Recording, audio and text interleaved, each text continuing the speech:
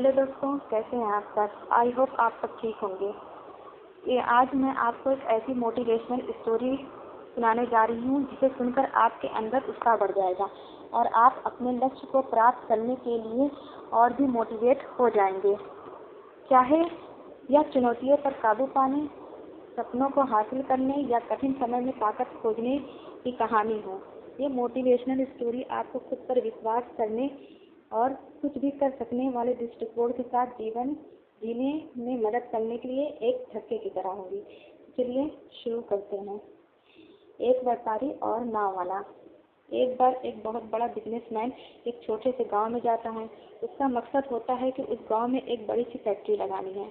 वह एक ऐसी जगह पहुंच जाता है जहां पर उसके सामने एक नदी होती है और उस नदी के सामने वह गांव होता है। अब उसके सामने दो रास्ते हैं। पहला या कि वह सड़क के रास्ते घूमकर उस गांव तक पहुंचे, जिसमें लगभग 10 घंटे लगेंगे, क्योंकि वहां तक पहुंचने का कोई डायरेक्ट रास्ता नहीं है।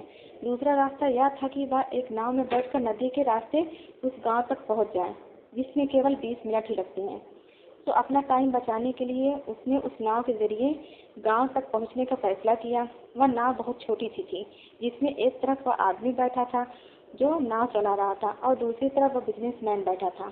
नाव में बैठने के थोड़ी देर बाद उस बिजनेसमैन ने नाव वाले से पूछा, तुझे पता है तेरी नाव में कौन बैठा है? तो नाव वाले ने बड़े भोलेपन से कहा, नहीं साहब, मैं नहीं जानता।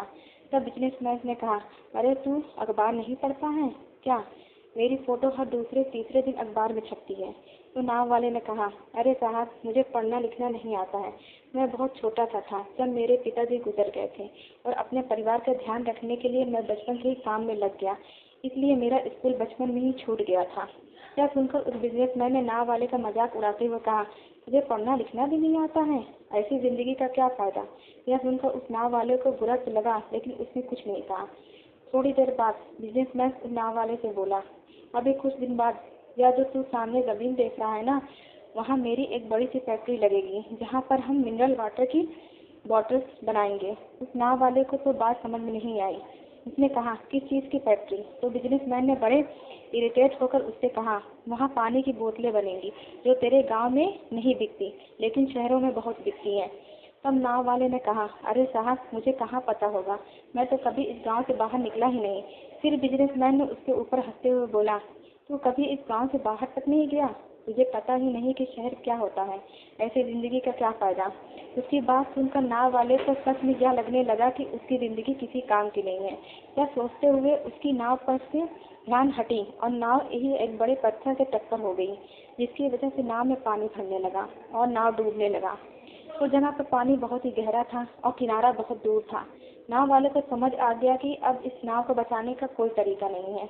फिर वह अपनी जान बचाने के लिए नदी में छलांग लगाने ही वाला था, तभी उस बिजनेसमैन ने पूछा, आपको तैरना तो आता है ना? तो बिजनेसमैन ने घबरा कर पूछा, ऐसा क्यों पूछ रहे हो, मुझे तो तैरना नहीं आता। उसकी यह बात सुनकर नाव वाले को हंसी आ गई और बोले, साहब, आपको तैरना तक नहीं आता, ऐसी जिंदगी का फायदा? यह सुनकर उस बिजनेसमैन को अपनी गलती का एहसास हुआ और वह हाथ जोड़कर उस नाव वाले से कहा, तुम जो मांगोगे मैं वो तुम्हें दूंगा, बस मेरी जान बचा लो। तो उस गांव वाले ने कहा, अरे साहब, घबराओ नहीं, मुझे सिर्फ तैरना ही नहीं आता बल्कि डूबते हुए को बचाना भी आता है। आप मुझे कस कर पकड़ लो, मैं आपको कुछ नहीं होने दूंगा। और फिर उस नाव वाले ने न सिर्फ अपनी बल्कि उस बिजनेसमैन की भी जान बचाई।